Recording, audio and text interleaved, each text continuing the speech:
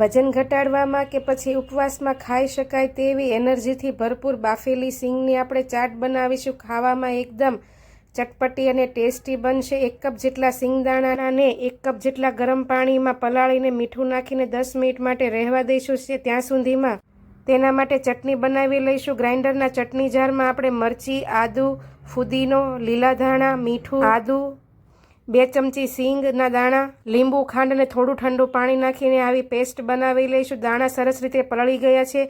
કુકરમાં એડ કરીને 3 થી 4 વિસલ આપણે કરી લઈશું. અને ચાટમાં તમને જે વેજીટેબલ ગમતા હોય તે આપણે સલાડ માટે કટ કરી લઈશું. દાણા સરસ રીતે બફાઈ ગયા છે. હવે જાળીમાં કાઢીને સરસ એવા ઠંડા કરીને કોરા કરી લઈશું. હવે ચાટ બનાવવા માટે મિક્સિંગ બાઉલમાં કોબી, ગાજર, ટમેટા, કેપ્સિકમ, કાકડી અને ટેસ્ટ મુજબ ચટણી અને સિંગદાણા નાખીને લીલા ધાણાથી ગાર્નિશ કરીને સર્વ કરીશું.